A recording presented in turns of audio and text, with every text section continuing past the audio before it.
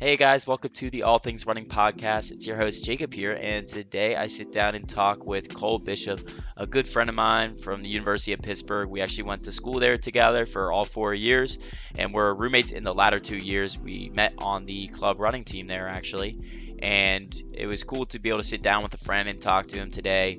We talked about a lot of things, including his origins in the sport, and mainly the Laurel Highlands Ultra 70.5 miler he ran for second place.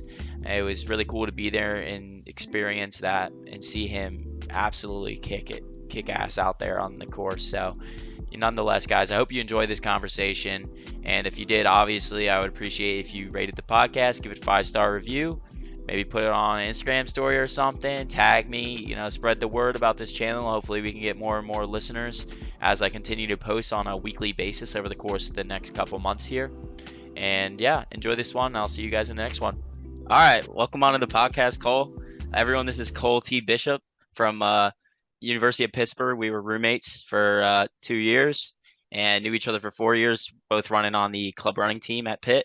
And yeah, I've been really excited about this one. Today, we're going to talk with Cole about his 70.5 miler he ran at Laurel Highlands in June, I think. Yeah, it was like June. early June. In early June. We're going to talk about his crazy running ventures outside of that because Cole likes to do a lot of stuff that makes your eyes pop. And yeah, let's just get into it. First of all, a little background. I'm just going to start dropping some times, Cole. I did some Yeah, research on you. yeah. So, Dig around. What did you find? so at Penn Hills High School, your class of 2016, same as Zach. Um, and you ran 206 in the 800, which is actually faster than I thought or would have expected. Yeah, I Um, I ran 206 like 8 times between relay splits and opens. Yeah, 206 all the time. yeah, it's pretty good. And 437 in the 1600, Yeah. 1015 in the 3200, and you ran 1737 in the 5K and cross country. So, you're a pretty good runner in high school. But I think it was clear to me that you're always a distance guy, truly. But the 206 800 nonetheless is very surprising given, your tendency to run those longer distances. Um, and then coming into Pitt, you did some pretty crazy stuff. You ran 66 miles in Frick Park one day. Um, I think you've run a marathon and on an indoor track senior year this last Yep. year. Yeah, I want to talk about that too. And you also have the club record for the steeplechase. That Uh, blows my mind. I don't know how that's the club record, but I think it was like 11 11, something, 12. It was 11, like six. 12. It was like 6 minute pace because it was 20 minutes after the 10K. Dude, wait, did you tell the listeners about that day? Because that was the day you did 4 events, right? Yeah, that was my big four event day. And it was snow. You gotta tell the fans Yeah, about this real quick. Yeah, so we as the club team, we sign up for a variety of like both club races that are just other university clubs as well as like Division 3 and Division 2. Sometimes a low D1 team will be at places. But so we were going to Bethany College out in West Virginia, and it was our, I believe, first outdoor track meet. It was like a March track meet. So you never know how March track meets are going to be around here. And it presented the odd opportunity where I could run the 10K, the 3K steeple, the 5K, and the 4x4 all in one go. So almost maxing out on the distance that I could get over 4 events. But the order on that was 10K, and then like 20 or 30 minutes later, the 3K steeple, and then the 5K was a good bit later. I had like 5 or 6 hours, and then I had about 10 minutes before the 4x4. Yeah, that Um, was crazy, dude. Well, like, no, when did it really hurt? At what point? I would say there wasn't really much like hurting until the 5K. Like I felt pretty Hmm. solid through 10K. Like 10K was like a good, like a well-paced effort. Like I don't know, ran very even pretty much the entirety Hmm. of the race. Um, and then the 3K steeple, like I had never steepled before. I'd actually never gone over a steeple at all before the first steeple in the race. Yeah. Um, and one of our teammates, Nick Wolk, he had told me about how on the last lap, if you're feeling good, you have to hurdle the pit, like jump over the steeple directly into the water. So I just wanted to set myself up to like feel good and like be running fast to do that at the end and not be like at the back of the pack and like struggling along and try and do something showy. So I went out like extremely slow. I was in like second to last out of like 10 or 12 guys through the first like probably 2 or 3 laps. But luckily then a massive snowstorm kicked up and there was just it was like being in a snow globe all over the track, and all these kids just started coming back to me, and I negative split this race pretty heavily. I would say I maybe came through the mile in like 6:20, and then Oh my gosh. uh I brought it down to like a 6 minute average, so I ran probably like a 5:30 over the last almost mile of the race. But Hmm. I was able to reel in everybody except for the leader in second, and on that last lap I think I got like 3 guys and I hurdled directly into the water pit on the last lap, which I was just setting myself up to have as much fun as I could with that race. And it was Uh, cold, man. It was not uh, like it's snowing. It was like 30 degrees out or whatever. yeah, and like Oh same with the my gosh. 10K earlier. I mean, the 10K we'd get like 2 laps of it being nice, and then 2 laps of it being snow, and then the snow would stop, and then the snow would start again. It was a miserable conditions, but I was having fun because I was just focused on getting through all 4 events and trying to have as much fun as I could. Yeah, that was a tough day for me, the 5K, man. I went in there going like I'm running sub 15 and then it just starts snowing. It's cold. Oh, it was Yeah, bad. it was not a good day for fast times at all. No, it's a good day to like mess around in the steeple, you know, Yeah, like have no, it some fun absolutely in the was. steeple or something.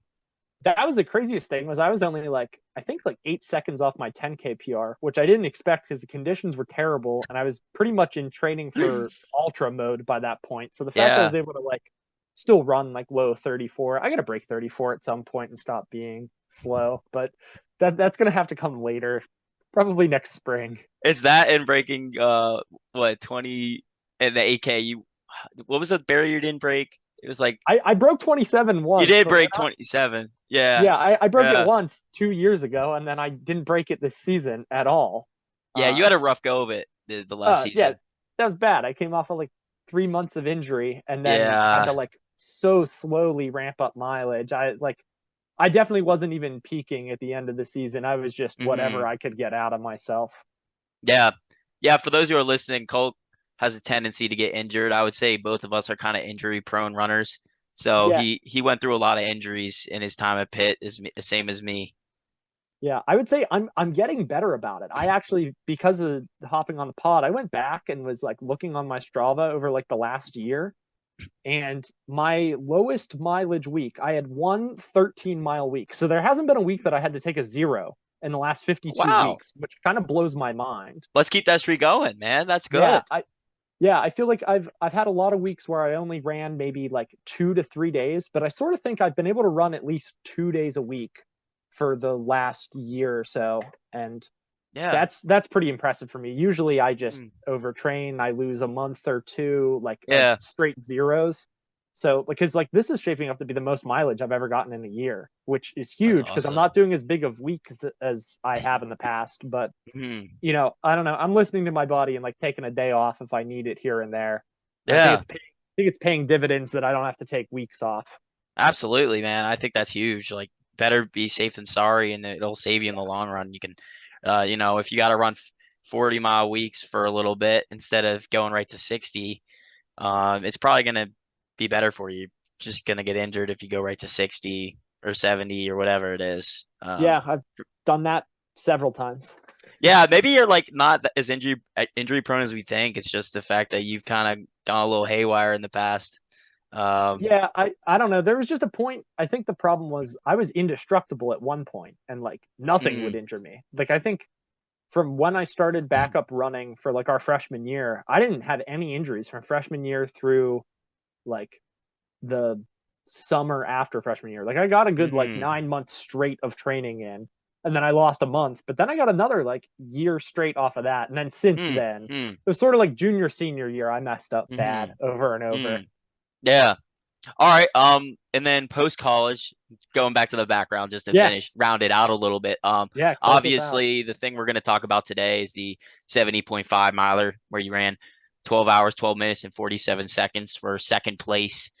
Um, on June 11th it was. Now that I see the date on my screen, Okay. that was a pretty crazy race to watch, and we will talk about that because that was a big one. The other thing I wrote under post college was running a marathon on the indoor track, but I think that was actually during college, so I don't know why I I wrote. did do that during Yeah, college. you did that like in the build up to your 70.5 miler. Yeah, it was Oh, one of my monthly marathon or more efforts I was doing. yes, that's right. That's right. Okay, well, let's move into the main section here. First of all, um I wanted to ask you what this was because I just found this the other day. I'm gonna share my screen. I found I didn't Oh realize you man. did this because I've been off the Strava, but you paced Nolan for a 40 miler. Oh, that's so Uh, funny you just figured this out. I just saw this. I don't go on Strava now, dude. It makes me sad. So I Yeah, just, no, that makes sense. but I saw this. I was like, dude, what the? Like, I just want to show people that this is the type of stuff Cole pulls like out of nowhere. Like, just next thing you know, he's driving 4 hours out to pace his friend for what was this? What was this actually? Was this a 100 It's miler or? yeah, it was the Eastern States 100 miler. Oh my So gosh. what originally how this was supposed to go was it was our friend and club teammate Nolan. Nolan had signed up for Eastern States 100 and was on the wait list up until like 3 weeks before the race. And he had only signed up because his mom was signing up, and his mom does Mm, ultra marathons as well. And he got off of the wait list and into the race like pretty last second. And his plan was to just run with his mom and basically act as a pacer that is also still in the race. mm, Um, mm, and then I would be hopping on and pacing both of them together until the end. So the mm. plan was to hop on at mile like 63.9. There's an aid station, which this race is like, you can tell just by looking at the topography. I mean, it just goes through the middle of the woods mostly. So Mm, every mhm. once in a while, you'd break out to like a road. But I was supposed to pick them up at like a little bit after midnight. And then it turned out that Nolan's mom kind of had a turn for the worse and wasn't able to keep food down all too well. Oh, little reminiscent, huh? Yeah, Little very, reminiscent. very similar to some of my issues in the past. Oh man. So she actually ended up dropping out at Mm, mile 63.9, where I was supposed to come and pick them both up. So instead, I just picked up Nolan. mm, And mm, at this point, this is like they were like back of the pack at this point, probably only five or so runners behind them. mm, And mhm. Nolan and I made it our plan to see how far up he could move in the race. And over the last 40 miles, Nolan and I managed to pass 50% of the field. Oh my gosh, that's awesome, dude. Yeah, I think I went and looked at the guy who won the race. Nolan actually ran the last like 25 miles like significantly faster than the guy who won the race. Wow. Oh my Yeah, like we gosh. we really put the hammer on towards the end of the race. I mean, if you scroll down to like the bottom of those Yeah. miles there, Oh uh yeah, yeah, yeah. Oh yeah, yeah, like you you can guys see, started going down. Yeah. yeah, like it's always times are deceiving on the trail, but what I can tell you is those Mhm. last couple miles there were just like single track with like a 30-foot drop on both sides running on like slate rocks. The guy who won the race, his last 3 miles were like an average of 18-minute pace because it's like it's hard to run Uh, it. Whereas uh-huh. Nolan and I were doing everything we could to keep just, let the body, let gravity go and just roll down the hill. Yeah. Yeah. But that was an awesome day out. It was super fun to be out there, and like you could tell by the pace. I mean, it was 15-minute pace, There you go. Look, so definitely a lot of hiking. little video. Yeah, you get Oh, a that's little bit of a fun. look. Cool, man. Is that Nolan right there? Yeah, that's I can tell that's he's got Nolan the right man there. bun. He's got the man bun. Yeah, That's the Nolan iconic look. That's so yeah, cool, that's dude. Nolan's I race look. yeah, maybe I'll just go on Strava to look at your runs because those don't get me down because it's just I don't know, it's just crazy stuff, you know. Yeah, a Um, lot of times I'm just having fun. yeah, it's just the same people I know like Sean and stuff do workouts that makes me Oh feel a yeah, little bit sad, but that's yeah. all You right. We'll can't be back can't be soon. looking at workouts. You just gotta go No, look at me running around in the woods. exactly. That just makes me happy, man. All right, so let's first of all, I like what I like to do with all my guests is a little origin story. I like to hear how people got into running. So Okay. why don't you tell us how you got into running, when that was, what piqued your interest, etc. Yeah. So I got into running with seventh grade track. And it was actually the first like organized sport that I ever joined. I didn't play any sports growing up. No soccer, like never was on any teams or anything. A lot of my friends were, but just, my parents didn't force me into it and I didn't really have the desire to do it. Um, but then track season was coming up and I always liked running. Like I liked screwing around. I grew up very outdoorsy. So the idea of, going out and running was something that sounded interesting to me. And then there's actually a bunch of my friends back in middle school were the ones that like convinced me to come out and run for the team. And it's funny because I'm the only one that runs now. Out of like everyone that I met that like got me into it in middle school, I'm pretty much the only one left. Mm. And I was more into running than them pretty much from the get-go. Not that I was super into it in middle school or anything, but I mean I definitely had humble beginnings. So at 7th grade I was a 6:45 miler and like a 2:45 in the 8 and like a 67 in the 4. Oh yeah. It might have even been a 70 in the 4. 67 might be 8th grade PR. I definitely I am not naturally fast. That's for sure. I like running and I like pushing myself, but I was not like an instantly good and competitive at running type of guy. Hmm. Hmm. Yeah. So that kind of piqued your interest, just your friends telling you to do it. Yeah. And then going into high school, well, it was just history, history wrote itself once you got into it. You just Yeah. I mean, like that's when it all started to kind of click was like freshman year. I was we didn't have like a big program feeding into like cross country, and we didn't have middle school cross country.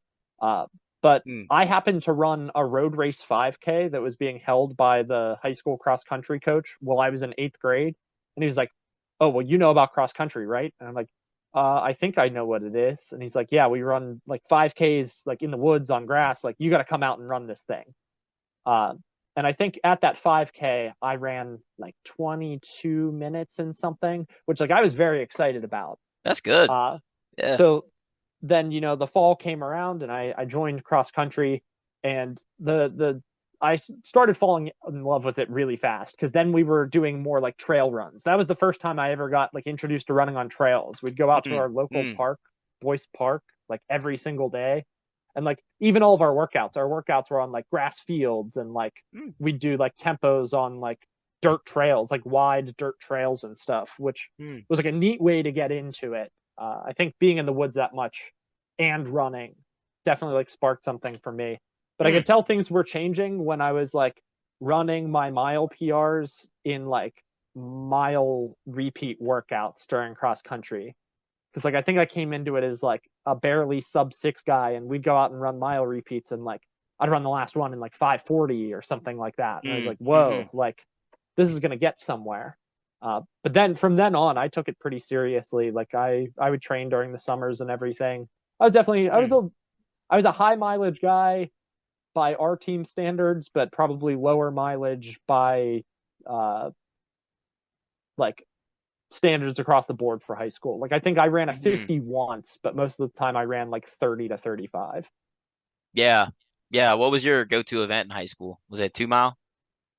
Um, yeah, I wanted the 2 mile to be my go-to event. I think this will tie back into you bringing up my 800 time being more impressive than you would have thought.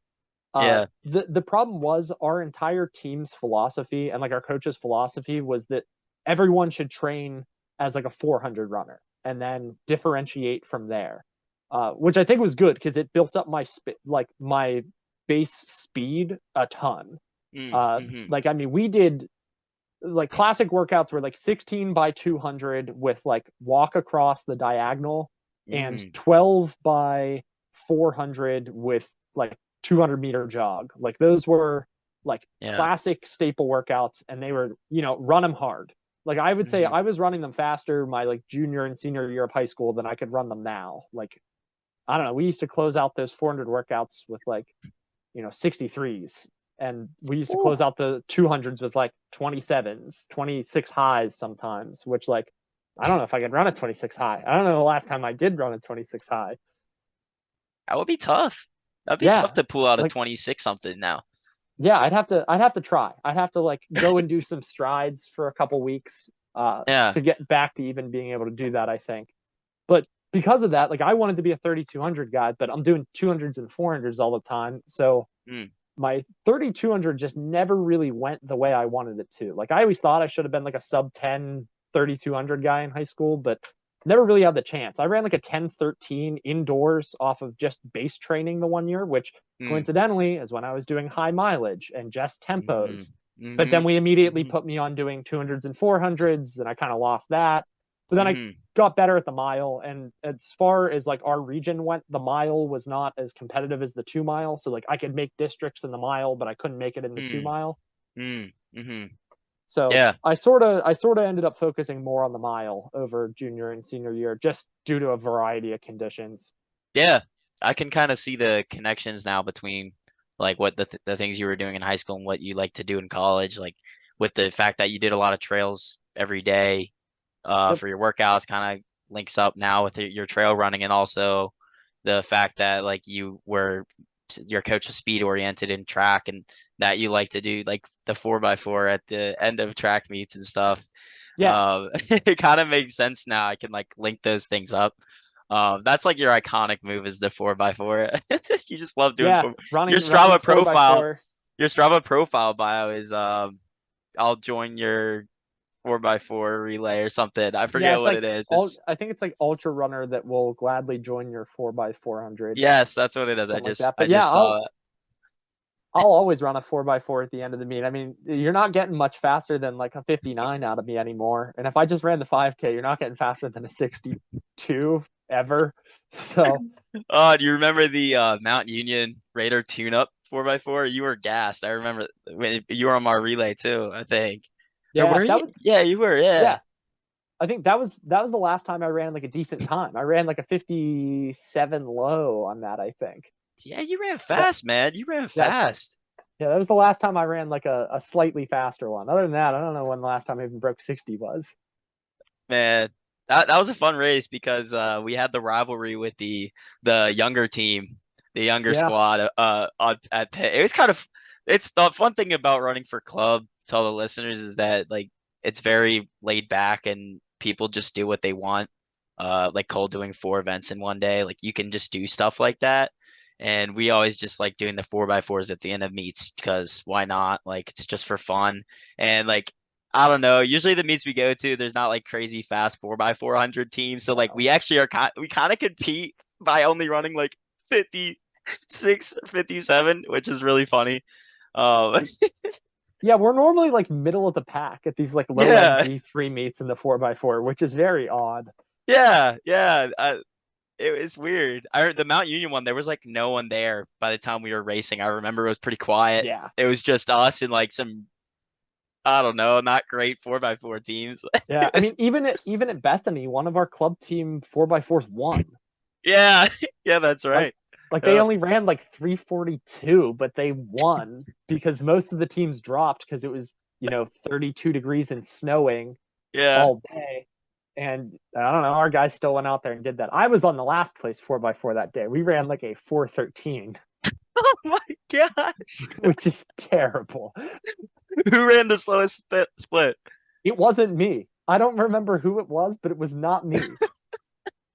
Oh, that's horrendous. Oh my Yeah, gosh. I don't know. We had a weird mix of we had guys that like have hardly ran on it. We had me who had already raced like 11 miles that day. Yeah. Uh, it wasn't our cleanest 4x4, but it was very fun. Oh, that's awesome, dude. Um, Yeah, I got to hand off to one of my buddies from high school that I actually didn't overlap with him running in high school. Then he started running in high school after I graduated. And then yeah. he came to Pitt, joined the club team, and then this was like our finally getting to run on a relay together thing. Was that Brennan? Yeah, that was Brennan. Brennan. Okay. Yeah, that's cool. All right, let's talk about your 17.5 miler, man. I think that's what a lot of people here would be excited to hear you talk about. Yeah. So first of all, I want to talk about, when you were starting, I know you kind of made your own plan. Like you usually coach yourself with these ultra races. What going into your block, what were you thinking in terms of build up and mileage workouts, and what were you going to do differently from your build up going into the JFK 50 miler, which didn't go too well for the listeners. Unfortunately, he had nutrition issues where he couldn't get food down, same as Nolan's mom, and had to call it around 38 miles. Yeah, it's like 38 in. So yeah, how are things different from that, and what were you kind of doing? Yeah, so I came into this one having done like a little bit, some more research, I'd done more blocks before, and sort of I had a better idea of what works for me and what doesn't. So I sort of had two different ways of sort of attacking this block. So the first part of the block, and I would say block loosely, but my training leading up to this was essentially, since we had the club team, we still had indoor track, outdoor track, and then a half marathon, which was going to be in April. So my plan was to stick to doing the fast stuff for the most part. I was doing a lot of just getting ready for like 10K and half marathon. So I was doing a lot of tempo workouts. I'd do like 2 miles at marathon, mile at half marathon, 2 miles at marathon, mile at half marathon, like off and on like that. Do a lot of 1K repeats, working down from like marathon pace down to like 5K pace. Uh, Short rest, stuff like that. But a lot of like high volume workouts. And like I build into that pretty slowly. Uh, but the other part of that early phase was that I wanted to get used to longer time on feet. So every month I tried to do something that was a marathon or more. So like Jacob had said earlier, I did a marathon on our indoor track the one day, which my buddy, and he also ran the 70.5, Alex Wang, he did that marathon with me on the indoor track, which was super fun. But like another month I did, I think it was like 15 miles of like hiking. I just went and hiked all around a bunch of steep roads and trails. And then when my watch dinged 15, I started running. And then I did 15 hilly miles of running at like 7:45, 8 flat. But at the end of the day, it was like 6 hours on feet. Mm-hmm.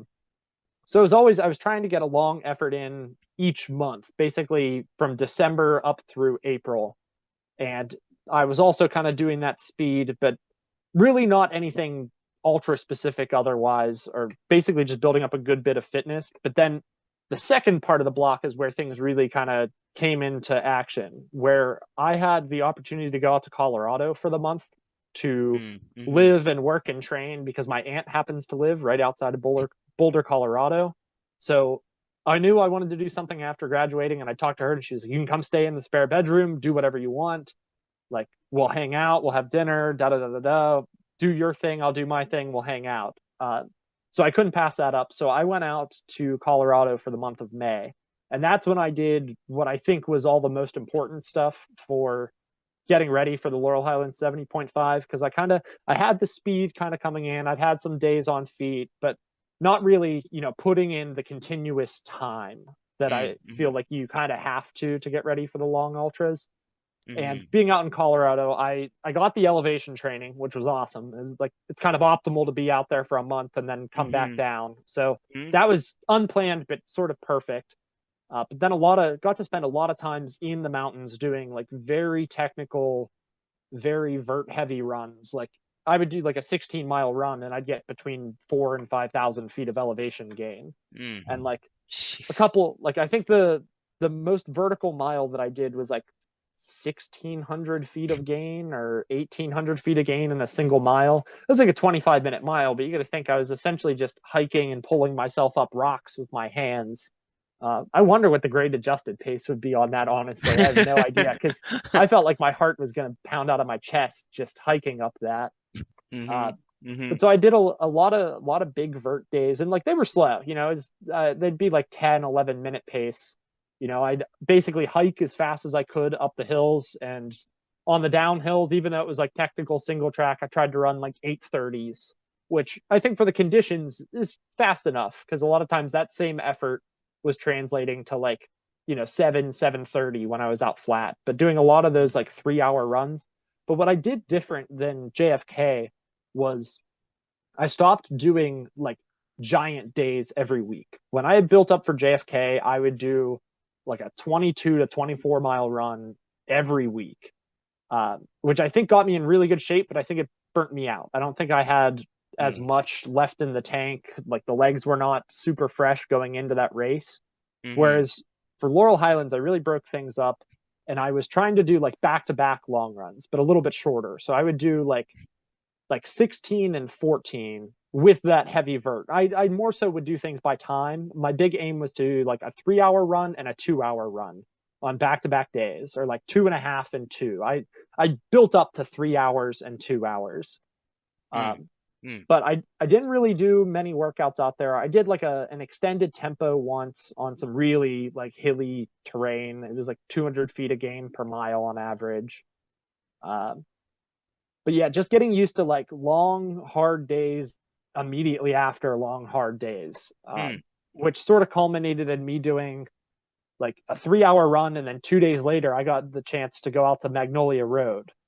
And Yeah, yeah. I did the iconic Magnolia 16, and I did it in the harder direction. I went downhill first and then uphill. And for those that don't know, Magnolia Road's at over 8,000 feet of elevation. Hmm. Uh, it's very rolling. It's like an average of 100 feet of gain per mile, Yeah. and you lose a good bit of elevation from like the start point to the 8 mile where you turn around, about like 400 feet. So you have a Mm, net mm. gain on the way back. So I pretty much just let gravity do its thing and took it very easy on the way back, or on the way out, just working on like my breathing and everything. And I don't know. I was probably somewhere in the ballpark of like 7 flat ish for Mhm. that on the way out. And then I turned around, and I mean, I ran just about as hard as I physically could coming back. And that was running a little bit under 7 flats. Like, I think I may have barely negative split it. You ripped it. You ripped it. I remember your pace was fast for Yeah. Magnolia. I was very surprised. I mean, that's Yeah. tough. There were some like uphill miles that I split like 6:20s, like 6:30s on, which was huge. I mean, what I've seen a lot of people say, like I think I averaged a little bit under 7 minute pace. It seems like the rule of thumb is like if you wanted to compare it to like a sea level run of 16 miles, like running flat, it would probably be the equivalent of running like low 6 minute pace as Hmm. opposed to it being Hmm. high 6 minutes. So it's one of those ones that Hmm. doesn't translate in the numbers, but like going out there, when I finished that, I knew I was in a good spot, being as though Yeah. that was just a couple days after one of those big mountain days. Was that kind of a big confidence booster for you going into the 70.5 miler, knowing you could kind of rip like that still? Yeah. Like you had the turnover as well, in addition to the ability to climb. Yeah, it was good to know that I was still holding on to everything, because I feel like sometimes I get pretty heavy one way or the other, but this is one of Mm, those like just golden times where I felt like, yeah, I can go fast if I need to go fast. I can grind uphill if I need to, and I feel really good like bombing downhill and like mm. still recovering while I'm going downhill. I feel like that was sort of big, is like being able to keep it in control but be fast on downhills. Yeah. Are you ever thinking about trying to like keep some element of speed in your training during these blocks, like for your 70.5 mile, or are you mostly just like trying to rip hills, get the elevation? I would say I'm definitely more elevation heavy, more just vert heavy, getting in those hills.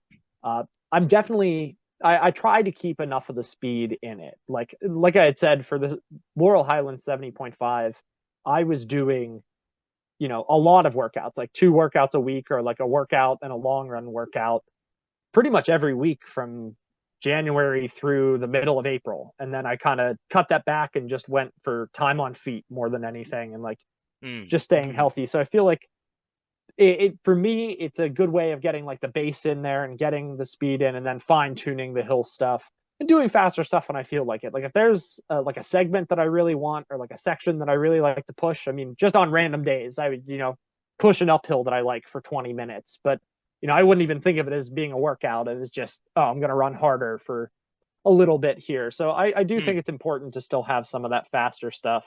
I'm mm, actually mm. trying to throw more fast stuff back into my training right now, because I've kind of been just time on feet lately again. Yeah, yeah.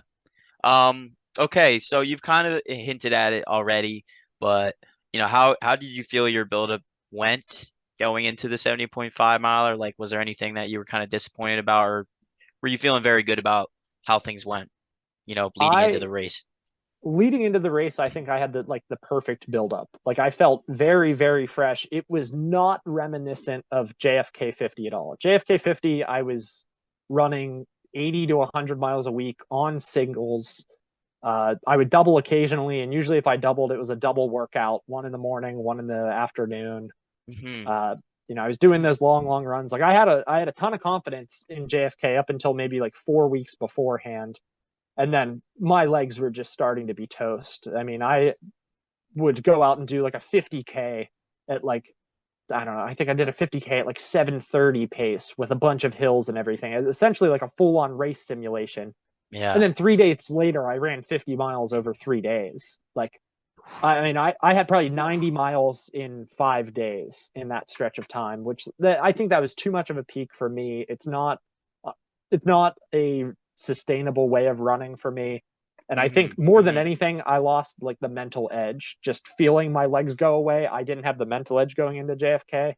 Whereas Laurel Highlands, I came back after my week or after my month in Colorado, and like I got back here and just felt like every hill was unstoppable. Like I cut back the mileage super seriously, and like Hmm. just got ready. I took like 2 days off the week leading up to it, like just doing everything that I thought was going to put me in like a prime position. So when the day came to start Laurel Highlands, I knew I'd be gunning for the front. I knew as long as I had a good day, Hmm. I'd be up there. Yeah. Everyone should go look at Cole's runs from when he was in Colorado, by the way, because it's he took some pretty awesome pictures. It was cool to follow his time in Colorado. I feel like every other day he had some like awesome pictures of like a mountain goat or something just on his post. Which is like when I was in Yellowstone, I only like my thing was I wanted to see a mountain goat. That was like the I still like that's a life goal for me is to see a mountain goat like in person because I love them so much. There was none in Yellowstone for the 2 weeks we were there, so I was kind of was sad, but I digress. So, Cole, tell us about the race itself. I mean, I know since it's 70.5 miles, it gets a little blurry here and there, Yeah. but I feel like you're the type to be able to recall things oddly well. So take us through what you remember from the race, leading into it and everything.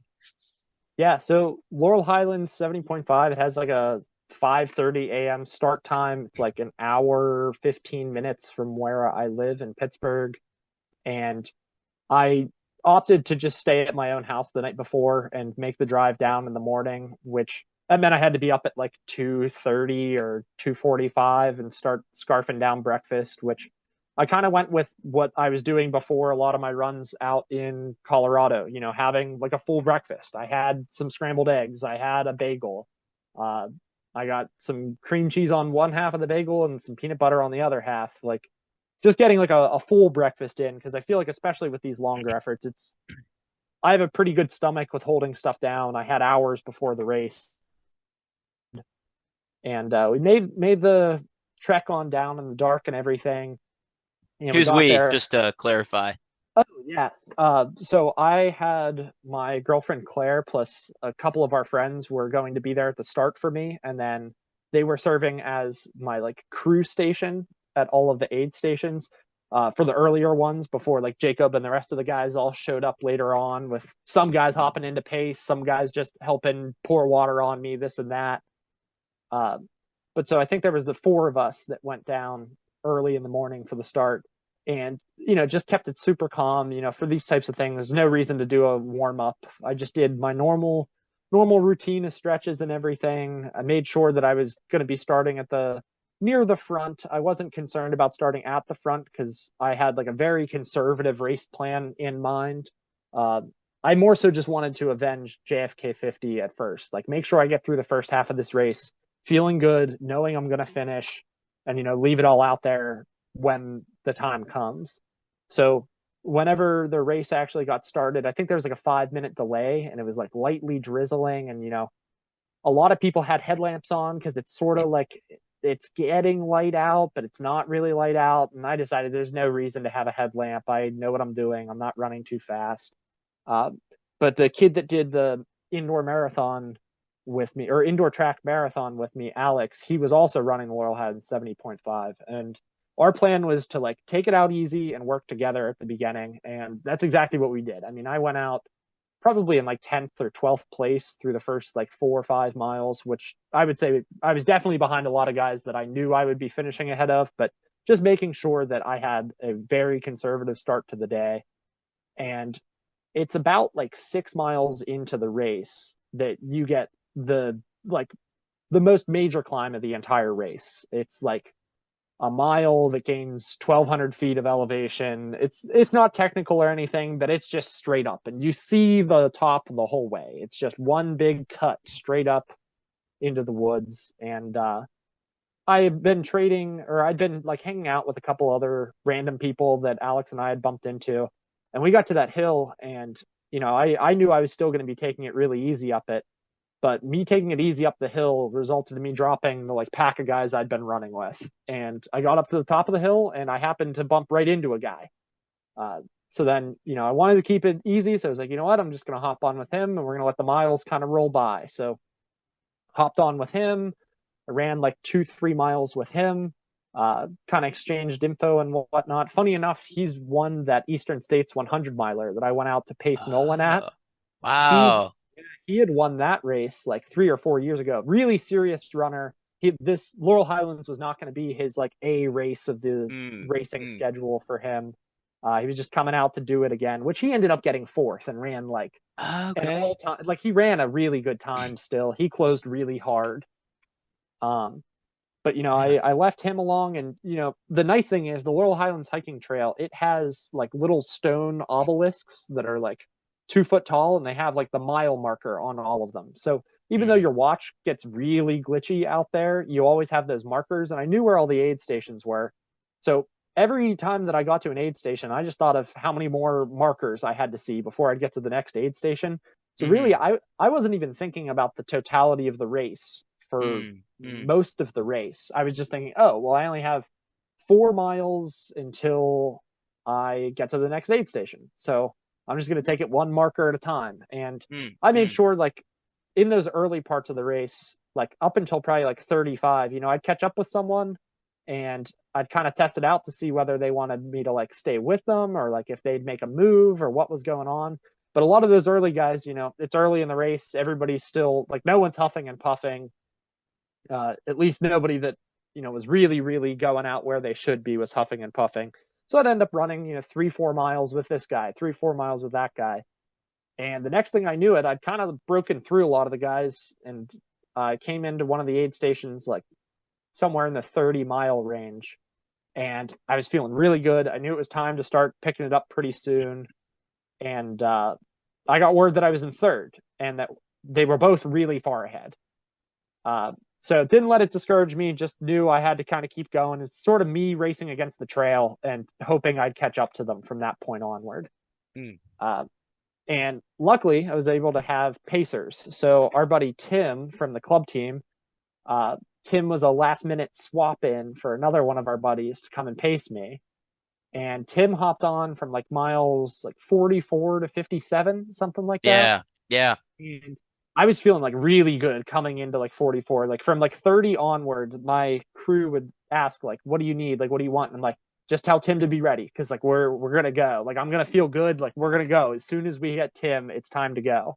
Hmm. So I came into the aid station and like finally we have Tim and all the boys have all showed up, and like everybody's hyped because it turned out that the second place guy was like just leaving the aid station. Like I'd made up a ton of time on him.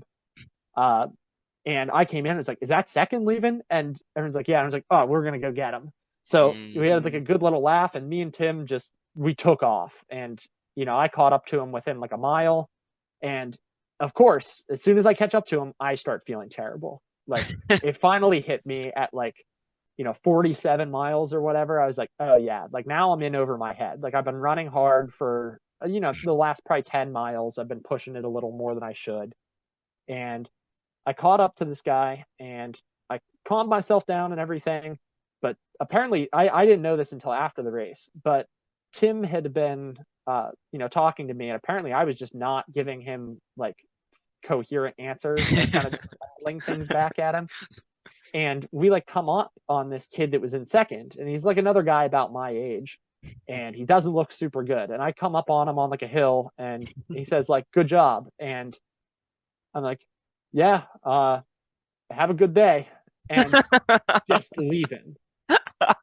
Which I didn't know that I said that, but maybe that was part. I'll have to talk to him again at some point because I know I'll keep bumping into this guy. But Absolutely. then I start feeling worse and worse, and like I'm hobbling along, but I'm not tripping or falling. I'm running low on energy despite putting lots of food down. This is the tired part of the day. Like we're starting to be Yeah. spent, You're and 50 then miles in. yeah, You're yeah, and gonna then hurt. the next aid station where I'm going to be swapping crew, where I'm going to swap out Tim for Jim, is at like mile 54 or something, or Yeah. no, 57. Okay. Yeah, it's Yeah. Yeah. 57, Yeah. and we get to like mile 55, and don't you know, the kid I passed just comes right back up on me and Tim, and we all just get silent. It's just the three of us silently running through the woods. None of us say anything to each other for like a mile and a half. And we all come into the aid station pretty much together. Like the kid passed me, but by like, 30 yards. Uh, but he got out of that aid station fast because he wanted to keep moving up. And I was in pretty low spirits. I was hoping at that aid station that I'd be feeling really good and I'd want to have the Taco Bell cheesy beefy burrito that I Yeah. had. Yeah. But I was a little down in the dumps, so I like took a bite and was like, nah, this isn't Yeah. isn't You for me. passed hard on that. Yeah, Yeah. I ate my chips and my other stuff that I normally do, and then Mountain Dew. yeah, had my Mountain Dew Baja Blast, which I Yeah. always have. Got a lot of water, and I mean, I'm having people dump water on me. I'm not that good with running in the heat, and I wasn't heat acclimated for this race. Luckily, it was a cooler day, but I was just hot. I mean, I started carrying a handheld just to spray water on myself. In addition to my vest, where I'm drinking two like 12-liter bottles every single in between aid stations, and we swapped Tim for Jim, and Tim's like, or Jim's like, all right, we're gonna walk it out until we hit like this road. So like we're gonna give you like 100 yards of walk, and when we hit the road, you got to start running again. All right, sounds good, because that's why I wanted to have Jim at the end, because I knew Jim was gonna be tough on me. He was gonna make Mhm, me mhm, race at the end, which I mhm, feel like I wanted to have. I wanted whoever was gonna push me the most at the end. Uh, mhm. so we got out there, and it's the last time I'm going to see all the crew and stuff. So we leave. It's just me and Jim, and this kid's way out there. He's left me. I haven't seen him in miles. And there's one last aid station where the crew isn't allowed to come at like 63 miles or 64 miles, and it's way back in the woods. And it's just two people running it, and there's like a limited amount of food there. And I get into the aid station, and the kid's just leaving it. So I'm like, oh my, even though I haven't seen him for the last hour and a half, he's only been 4 minutes ahead of me this entire time. I'm like, I just got to get in and out of here. So like I come up and they're like, what do you need? And I'm like, I don't know. Like, what have you got? And they're like, we got chicken broth. And I'm like, good, I'll take it.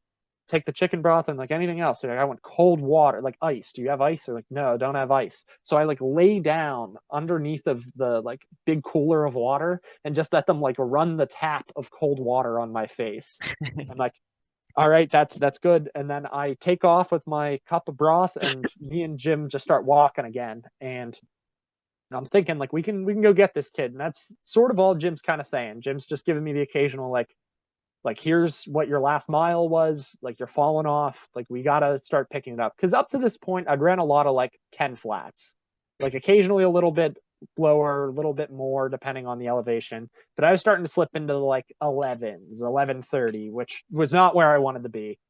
And Jim knew that and made sure he's pointing it out, and it was just quads were done. Like I was having a hard time going downhill. I was hiking every slight uphill, even if it was only 20 yards of uphill, like a slight grade. I was still walking it. So at this point, sort of falling apart, and I come up what is basically one of the last big climbs. And it's not even a big one. It's a gentle climb for 300 yards, and I come up to the top of it, and you get like a good line of sight to a whole bunch of the trail as it starts going downhill. And we've got about 5 miles left, and lo and behold, the kid in second is right there. I can see him like 100 yards ahead. So he's only got 35, like 30, 45 seconds on me now.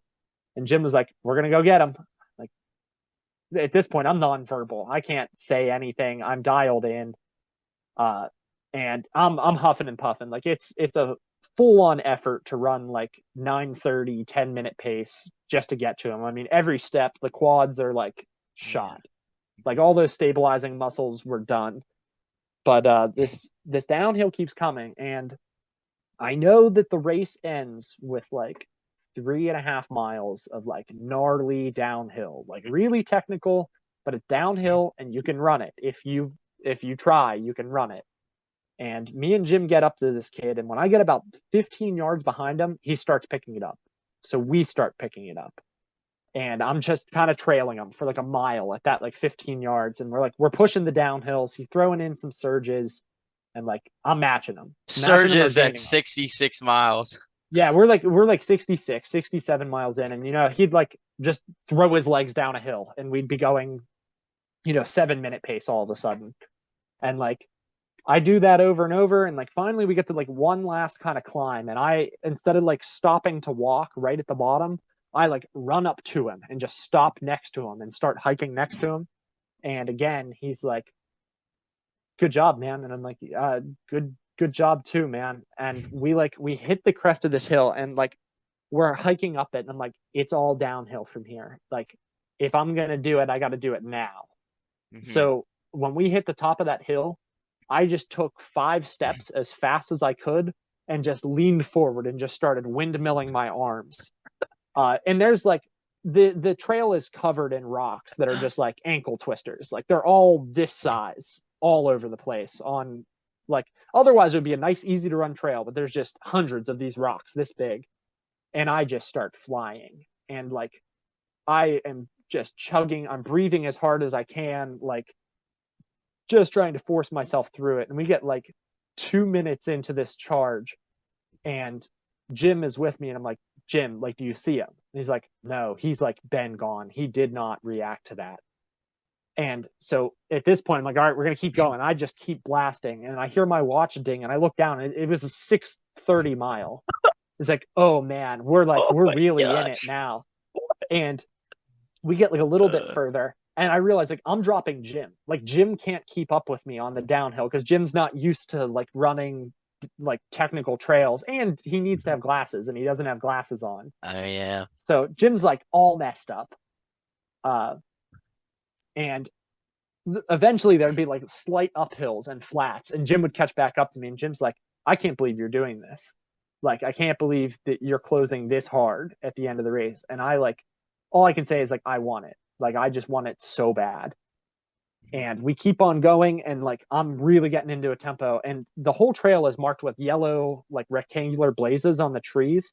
And all of a sudden I realize there's no blazes, and I'm like, "You have to be kidding me. I'm off the course. Like, it's the end of the race. Gosh. Like, how can I be off the course?" And I like turn around, and I'm like, "Jim, we're off course. Like, find the blazes." And so I've been running down this hill, and I turn around, I just start running uphill. I haven't ran uphill in like 20 miles, and I just start sprinting. I'm like full adrenaline at this point. I'm running as hard as I can up this hill. And Jim and I find this little tiny entrance into a thicket of mountain laurels, which are like rhododendrons. And like I just completely missed the blaze because it was on the ground on a rock, and I wasn't paying attention to that. I was looking at trees and my footing, obviously. But we went through there, and I was like, "Man, like I blew it. Like this kid passed me during this. There's no way." And so I'm flying down this trail, and Jim takes like a huge tumble behind me, and like as he's falling, he's like, "Don't worry, I'll catch up." And like I keep going, and there's this guy like walking up the hill, and I'm like, "Did a kid with a hat come on? Like, did kid with a hat, did he just run by?" Like, no kid. Like, okay, good.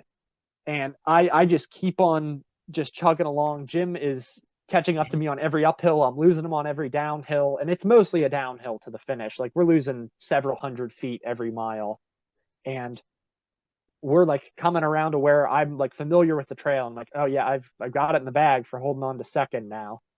And right before the finish, there's a bell to ring to let people know you're coming in. I smash the bell as hard as I can. And I mean, I came flying into the finish with everything I had left, and jumped up and got to smack the top of the sign. Yes, that was so hype. I think that's probably going to be my thing on good races, is always just smack the top of the sign. I got it on video too. It was awesome. Yeah. It was so cool. But it just went perfectly. Like I had what I think was like a perfect day. And the craziest thing about that is I still lost by an hour. Yeah. Like, the guy who won was only a couple minutes off of the course record, and his watch was dead for 30 miles of the race. Like, my gosh. Just like incredibly fast guy. His name's Sam Kirk. He's he can do it all. He's fast on the roads. He's come in the top 10 at JFK 50 on like really competitive years where uh he beat out people that are full on like sponsored pros. Like he is a fast guy. He owns a little like breakfast diner, and like I cross the finish, and this guy just comes walking up to me, calm as could be, in his sandals, and congratulates me on finishing the race. Uh, and meanwhile, I enter like convulsions after the race. I go and sit in a chair Yeah. and just shiver for an hour and like need Yeah. carried to the bathroom. And here's this guy beat me by an hour, and he seems just fine. Yeah, when he finished, his kid went up right to him and like tried to like get him to pick him up. And like he was just like, nah, I can't right now. Like he's like, I need a second. But then like 5 minutes later, I turned my head and he's spinning his kid in the air, like both hands just spinning him. Yeah, But no, just hey, you got 16 more years until you're that, you're faster than him. So yeah, yeah. he's 40. So, Yeah, he's 40 years old. you got That's a big time, thing. man. I got to come back when I'm 40 and see if I can break the Exactly. course record. I But think keep the trajectory going, man. yeah, definitely keep the trajectory going. I mean, as far as the trajectory goes, like I came through the 50K mark 20 minutes faster than I raced the 50K on this course Wow. 3 years Wow. ago. So like, Yeah.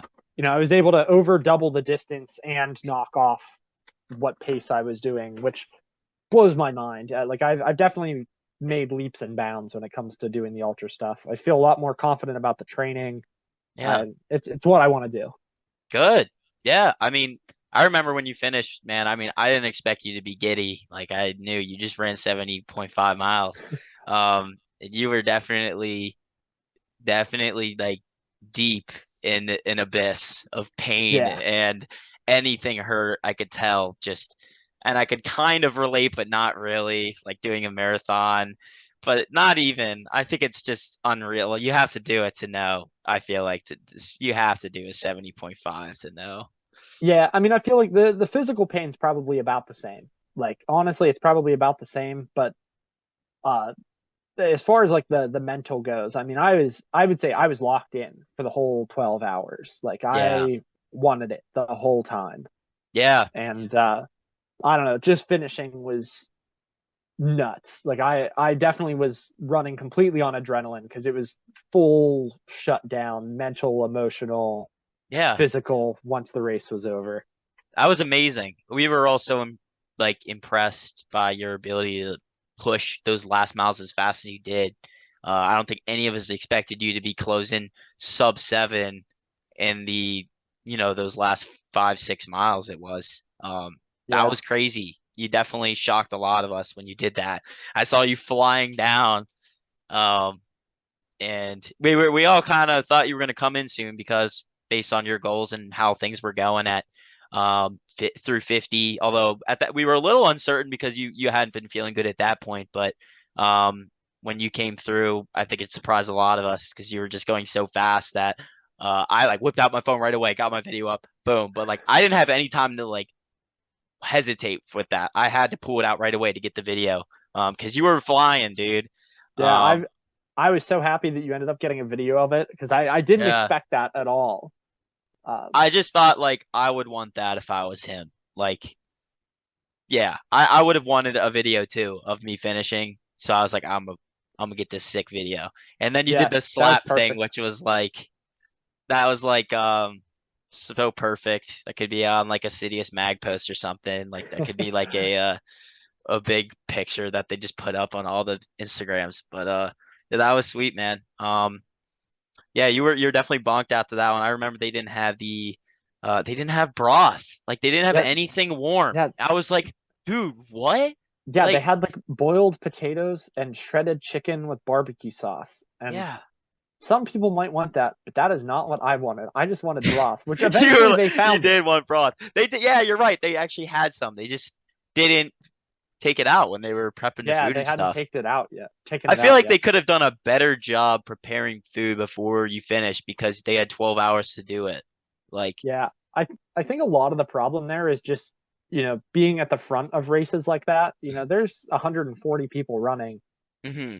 But even in the next like 2 hours after I finished, only like four people finished in those next two Yeah. hours. Like the times kind of drop off precipitously. Like I would say for this race, most people run in the like 16 to 18-hour range. Like that's when I'd say Yeah. half the field comes in that range. So I'm sure that it was all set up and it was like a party by the time they finished. But like I think you even said, I mean, the winner, they weren't even like set up for him to finish. No, they Like were not. They he didn't. They came weren't ready through and for it. nobody was ready for it. Yeah, we were all like, "Wait, what? You just finished?" Like, no one was ready. It was bad. I felt a little bad for the guy because it was kind of anticlimactic for taking the win. But I feel like people like him and you and the other ultra runners out there aren't doing it for necessarily the finish. They're doing it for getting the most out of yourself and putting it all out there. Um, like what is that kind of what you like the most about the ultra distance? I feel like you always like digging really deep. Yeah, I mean that's what I was talking to Jim about it. One of my favorite ultra runners, which he's everybody's favorite ultra runner, Jim Walmsley.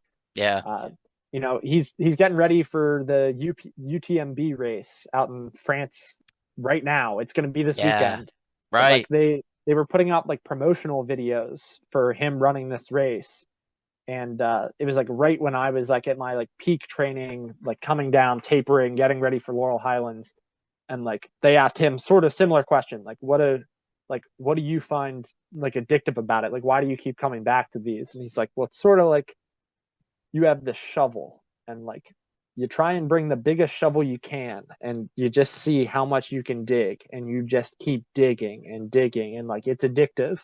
And that's Yeah. exactly how I feel. I mean, like I just feel like there's always so much more to do in the ultra running. It's so hard to run a race and be like, nope, that's all I could possibly get out of myself Hmm. because all the courses are so different too. It's not like you're not just racing the clock. Like you're really racing the course, you're really racing yourself a lot of times too. Hmm. Hmm. So like, I would say like Laurel Highlands, I've done everything I can do there for now. Like until I reach like a new level of fitness, I have no desire to go back and do it because I feel like I had Yeah. a perfect day. Uh, Absolutely. but that doesn't stop me from wanting to do other races. Yeah. I have plenty of other races I want to go out and do. Like now, I'm starting to know a lot of our local names, like the types of guys I want to beat and stuff. Like, I want to be competitive in it, but at the end of the day, it is about just like I just want to see what I can get out of myself. And Yeah. I feel like I'm good with the mental toughness. I'm really good at digging like that. I have a pretty good Yeah. history of closing really hard after long days. Like I think that's just where my strengths kind of are. Hmm. I can just keep digging, and I love seeing what's possible. Absolutely. I think it's beautiful. Like, I think it's a great way to learn more about yourself. It's kind of an introspective experience when you do such a long race like that. Like, I think you tasted a little bit when you do a marathon. I definitely did in the last six of Toledo. I was hurting all over, but I still stayed true to my pace. And it definitely tells you a bit about yourself and how you handle like those really painful situations. Um, so I feel like everyone should try it because it's definitely like eye-opening, I think, in terms of learning who you are as a person. Yeah, Um, and I don't think that you don't have to go super far. Like really no, yeah, I feel like you don't need to be out there all day for that to happen. I think it's more about honestly, it's the time on feet thing. I mean, go out and run as slow as you want to, but run for, a little more than 3 hours. Like things become so wonky yeah, after 3 hours out there. Like it's an entirely different type of experience to have to like be prepared to run for that long. Just being on your feet that long. yeah, absolutely. Um, so did you treat yourself to anything at the race? I know your stomach was kind of feeling a little weird, so I don't know if Yeah. you kind of held off on the food for that day. If I recall, you had a really late dinner, was it? Yeah, I was gonna say I went home and I slept for a little bit and I woke up and I had some cup noodles. I've always liked cup noodles are just like classic pour the boiling water in the cup and then eat that. So I had some cup noodles and whatnot, but the next day I know I was absolutely ravenous. I mean, I ate like I don't know. I think I had four full meals the next day, like four Yeah. giant meals. Uh, I which mean, I you've don't know. got you burned 70,000 plus calories. at your Yeah, race the day before. More than that. It was probably like almost 80,000, honestly, yeah. which I is mean, insane. yeah. I mean, you definitely burned through a ton. Like, I mean, I could tell even just like you look at yourself like in a mirror afterwards. Like, I wish I would have weighed myself before and after Oh my because with like gosh. sweat and everything, there's no way I lost less than 10 pounds. Like, Yeah, I because in could a tell, marathon you lose like up to 7. You can lose up to yeah, 7 pounds of water weight.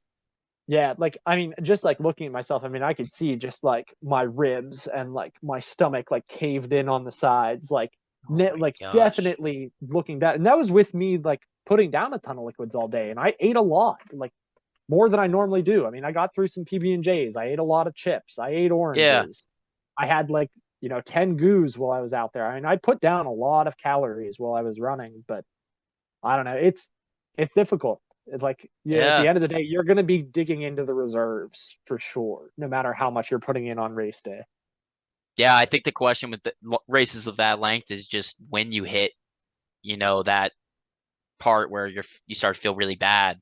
Because it can happen in anywhere on race day. Thankfully for you is, you know, you had the first 45 miles go really well for you. I'm sure others probably got hit sooner. Maybe others got hit a little later with it. But that's always the question in those type of races is just when is it going to happen?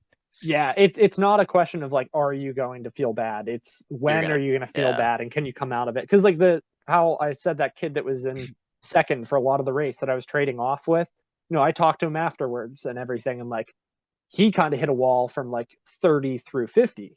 mm, Uh, mm, Whereas I hit my wall from like 45 to 65, like mm. equal length of just feeling bad, Yeah, but completely different scenarios.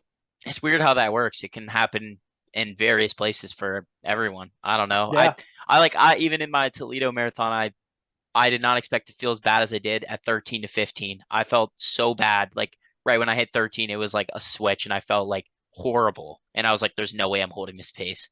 And then like right after 15, I passed both guys and I was like, I felt amazing for the next 5. It's just weird how that works. Kind of ebbs and flows on yeah, the day. It's like not even yeah. anything you can do about it. It just happens. Yeah, you Uh, just have to be able to manage the highs and the lows for sure. Because, like you said, I yeah, mean, they happen, and really, the people that have a good day are the ones that get out of those lows. Like, exactly. it can suck to keep holding on to that pace, but like that's the one thing that was good is like even though I didn't feel good, I didn't lose much on my pace for a lot of that section where I was feeling bad. I Yeah. was slipping up a little, but it wasn't like a blow up or anything. I mean, I've blown up enough times. This wasn't a blow up. This was just I'm feeling bad. I need this to be over or to end or something. Yeah. So how long did it take until you were thinking about another race or doing something else? I was pretty much thinking of races like the next day. Oh my Like gosh. I told myself I wasn't going to think about it at all. Like I races until uh after the race. Like I think I was actually excited to start looking to see what other races I could get into. Mm, And mm. I don't know. I originally had a pretty ambitious race plan set up. Training took me a little bit I had some kinks to roll out. I was pretty beat up from Laurel Highlands, but back in the swing of things now. Looks like I have some races on the schedule, and then trying to put some big races on the schedule next year, hopefully. Like what? Oh, so I am running the Roaring Run 50K, which is actually also down in the Laurel Highlands in October. Okay. Okay. It's not on the same trails or anything. It's on a different trail system that still I would say. I mean, I went out and checked out the course a little bit the other day just because I wanted to go check it out, run somewhere different, and it also is on like a really good fishing stream. So I went and fished Oh, afterwards nice. too.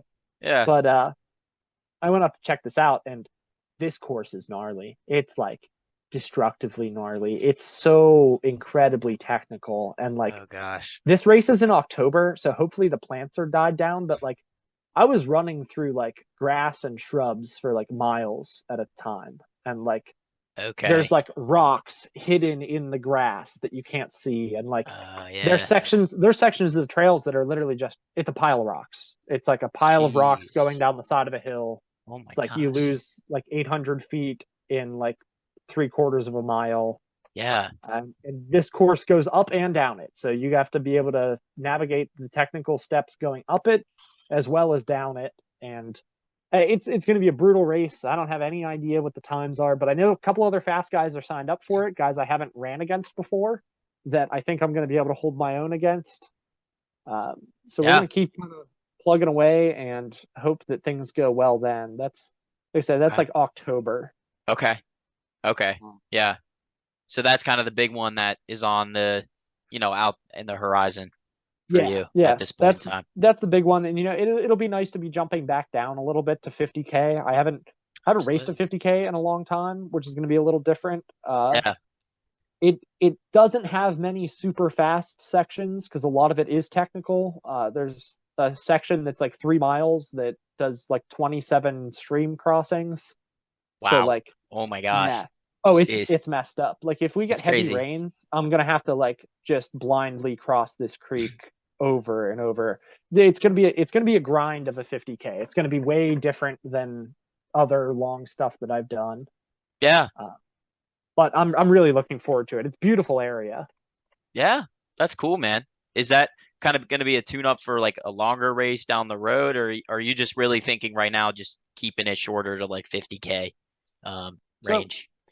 yeah, so I think that 50K in October, that's probably going to be my last like ultra race of the year, just based on Mm-hmm. like my available schedule and when races are offered. Because there aren't that many ultras, and especially in like PA and West Virginia and Maryland, there aren't many after October. Um, so I'm going to run that 50K, and then I believe I'm going to jump down and run the EQT 10 miler in November. So I'm going to have like 1 month to try and Nice. really get back to running like 530s again. Oh man, Because that's I gonna be tough to bring the legs around like that. Oh yeah, it's going to be Yeah. tough. I think that one will be fun regardless. Hmm. I think I should be able to get down to at least 540s. If I had longer, I think I could get down to 530s. I'm going to incorporate some stuff towards the end of this block. I'm Hmm. trying to get out there and do tempos and get used to running, 4 or 5 miles at 540, 545. Like, Okay. Okay. I went out and Yeah. did some like broken up tempo stuff already. Just throwing a little bit of it in here and there. I like to kind of throw the next block stuff in here and there. Just so that you're a little bit ready for what's to come. Yeah, that way it's not just Yeah. like, oh, I just did all this ultra and trail and hill, and now we're going to go into 530s. Like Yeah. everything's going to be based around that race pace. So I'm trying to like reacquaint myself a little. And I definitely want to do some other like big effort this year before the year's up, but I don't know what that is. Like part of me almost wants to go back to JFK 50 in November, but like I'm not Mm. doing the right training for JFK 50 because that's very fast. Like you got to be able to go out there and run 730s, and like I Yeah. don't think I have like 50 miles of like 730 8 minute pace in me. I feel like I've just been focusing on technical stuff so much. So I might Yeah. do something fun like a fastest known time attempt, or I might try and just string together like a really fun run and like try and have other people do random loops with me and whatnot. But Hmm. Hmm. I don't know, probably gonna do something fun in November to kind of cap things off. Yeah. Uh, and then we'll look towards the spring, which I haven't penciled anything in, but I'm leaning towards the spring is gonna have at least a 100K race. And maybe I'll do my first 100 miler in like the spring or early summer. Oh, wow. Okay. Yeah, Okay. I'm thinking of maybe jumping up. I don't know. The big contingency here, I think the only way that I'd run like an early season 100 next year, 100 miler, is Laurel Highlands does count as an entry to the Western States 100. So I am entering the lottery, uh, Oh, wow. Okay. which I only have Nice. like a 2% chance of being selected. But if I get selected to go run in the Western States 100, I've got to Oh go. Even if man. I'm just going to like have fun and finish it, it's like it's an iconic course. Everybody's there. So Yeah. at minimum, if I can get in, I'm gonna go, and I'm either gonna try and have fun with it, or if I'm in a good spot to try and like race it, I'm gonna see. Just go out there, run my race, and see if I can't be, like a fringe top 10 guy. Like Yes, dude. it, it drops off pretty steady. Like I know I can be in the 20s, 30s based on like people that I know that have gone and ran at it, like looked at some stats. In Yeah. the right year and enough people dying, yeah, I could take like a ninth or a tenth if I had like a fantastic day. Yeah, okay. Okay. I Uh, like dreaming big. I like that. but yeah, that's the big goal I feel like I'm building towards. I want to get into Western Okay. states. It's probably going to be sometime in the next. They say that you should get in within 5 or 6 years of Okay. entering the lottery, and I'm thinking, the further I get in that 5 to 6 years, the better I'll fare. And I'd like to be able to get in and fight for that edge of top 10. I think that's realistic. Yeah. I don't think I won't be a front runner at Western States. I don't think I ever will. It just keeps getting more and more competitive, but I can be on the edge of that like top 10. I feel like. Yeah. Yeah.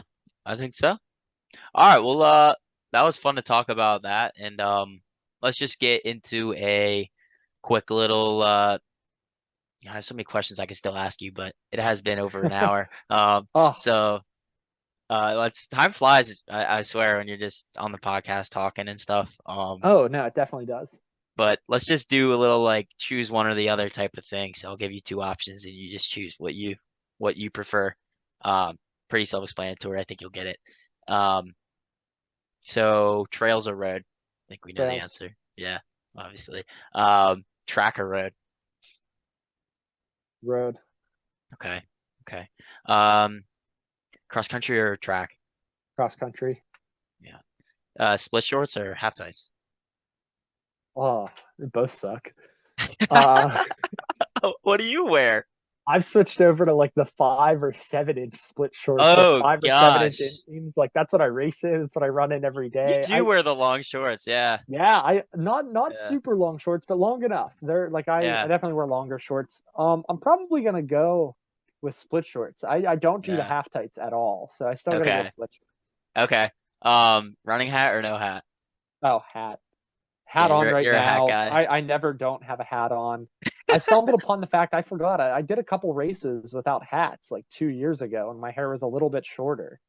Oh man, that's It's weird. weird. I can't even imagine racing without a hat now. Like that's been my thing That is is your thing. a Cole hat always on. you always wear the hats. Like cross country, even as short as like a 5K, you'll still wear a hat. Yeah, Um, I even Classic. keep the hat on for like 4x4, and I've like tossed it off in the middle of the race. Like Yeah, you always wore I don't that know. white one with the like graffiti design on the top or Yeah, it has like the yeah. pit graffiti Yes. design on it. Yeah. That's a staple. Um, Backwards or forwards for the hat? I gotta go forwards right Yeah. now. I feel like hats won't stay on backwards for me with the amount of hair I have right now. Yeah. Hardly ever. If I'm running slow enough, I can go backwards, but I'd Up, say I'm a oh, forwards guy. okay, okay, forwards. Uphill or downhill for trails? Uphill Okay. Tempos or speed work? tempos, Long runs or workouts? long runs. Yeah, that makes sense. Giving a lot of kudos or sparingly? Oh, almost everybody gets kudos on every run. You got out the door. I don't really have too many No criteria for. criteria. Thank you. Yeah, thank you. I don't really have criteria. Everybody gets kudos unless you do something stupid. There's like some people run things and I'm like, that's painful. You're so dumb for even going out and Like doing that. what? Like what? I can't even say it. I can't even say it. It's like any of them that I say, well, everyone that we know will know exactly who I'm talking about. So Okay. you know Okay. what? Never Okay. mind. I'm throwing Kartik under the bus. Kartik, our boy Kartik on the club team will like go out and run 4 miles at like 5:35 pace and be like, my shins hurt, and I can't tell whether I'm legitimately injured or if it's my shoes or if it's the weather. Like, well, maybe it's doing all the 5:30 pace work at the beginning and ends of every run. Maybe. Firing shots, dude. But that's the Oh, type of man. stuff I can't condone those activities. Absolutely not. I can't either, man. Sorry, Kartik. He's probably not listening to this, so I think we're all right. No, We're in the I clear. think we're cool. Unless one of his friends is listening and sends him the podcast and tells him to go to this time span. But we'll bank on that not happening. Conservative racing or just going all out front running? I'm a conservative race guy. Like pretty much all distances, I run very conservative. Yep. Works best for you, I think. Yeah, yeah. Yeah. Any time that I try and go out fast, it ends up at a very very gnarly positive split. Sunday long runs or Saturday? Both. Been doing Saturday and Sunday long runs lately. That's So chaotic. That's chaotic. yeah, Okay. Okay. yeah. Like I said, the back to The backs. back to Usually I backs. go. Yeah, the weird thing, I was doing Thursday, Friday long runs when I was in Colorado. Oh, that's weird. Yeah, Oh, because okay. the trails are less busy on the weekdays than the Oh, weekend. So it's yeah. just I liked being on the trails when they were empty. Why not, man? Why not? Who cares? I don't know why Yeah, everyone's got this predefined notion that long runs have to be on Saturday or Sunday. I think it's just the fact that people have busy schedules on the weekdays. Um, yeah, that's a but lot of it. yeah. Last one, training or racing? Not training. I love training. Like I don't know. I race a good bit, but and I enjoy the races, but just going out and running is like my favorite thing. Like I'm itching to get out the door every single day. Like I don't remember the last time I had to force myself out the door to run. Like Yeah. if I don't want to run, I don't run anymore. Like I'm at that point where if there's a day and it looks nasty out and I don't feel good, no, I don't go and run. I don't know. Yeah. But I'm on a long streak of just I feel like running every day. Uh, Truly a soul runner at heart. yeah, I love it. That There's sums nothing you up. better. I mean, I've Soul been runner. really getting into the whole like even when I go out on my runs, I click my watch over to just show the time. I don't Hmm. even bother looking at what distance or pace or anything I got going. I just go and run, make up the route as I Yeah. go. I'm big on that now, actually. I used to not do that, but I only do the time now. Just like Yeah, helps the time go by quicker and you kind of appreciate things more when you're not looking at your data all the time. yeah. I think it's more beneficial to just getting used to just feeling out the body and just Yeah. I don't know, just taking guesses at how far in you are. Yeah. I think a lot of people who are first getting into running can be a little bit too data intensive, but I think the best thing to do, especially when you're starting, is to be able to feel out efforts, because that's important going forward. Like in my case, I'm injured, obviously, but and when I come back, I'm only going to want effort-based runs. I'm not going to be looking at time because obviously I've lost a lot of fitness. So in Yeah. instances like that, you don't want to even be worrying about pace, or you don't want to worry about that. You just want to worry about effort because really that's all the heart knows is effort. Doesn't Yep. know about the times, whatever you're running. It doesn't. It's just effort. So that's my little spiel on that. Cole, that's it for today. Thank you for coming on, man. Do you have any tips to aspiring ultra runners out there looking to do something crazy? Just sign up and go do it. It's way easier if you just actually get into it. I mean, I know I had like a handful of people telling me like you shouldn't get into it young, da da da da da. I think that's completely wrong. I think you should go and do it. Do it safely. Look into stuff. Don't be like me. Don't jump to your first ultra with like half a bottle of water and one singular goo and like a container of Mio and think you're gonna make it through the run. You're not. You're gonna die. You're gonna feel terrible. You're gonna lose to a whole bunch of like very slow 40-year-olds. They're gonna beat your pants off. They're gonna absolutely dominate you. No, just practice nutrition, have fun, go out, just get like lost in the woods. Like if you're somebody that already likes hiking, getting lost in the woods, the ultras are for you. Just go into them. Just start doing it now. There's more and more young kids doing them all the time. The kid that I ended up passing at the end of Laurel Highlands, he's only 24, so he's Yeah. like a year older than me. And out at Eastern States, where I was pacing Nolan, I finished the pacing, and who comes up to me but Emmanuel, the kid that I beat at Laurel Highlands, comes up and he goes, "You're Cole, right?" And I'm like, "Emmanuel, how's it going?" He's like, "Good." I'm like, "Oh, are you here to pace? Like, are you helping volunteers?" Like, "No, I ran the race." I'm like, "Oh, well, how'd you do?" And he goes, "Oh, I got second." I'm like, "Well, like what? How long ago did you finish?" And he's like, 9 hours.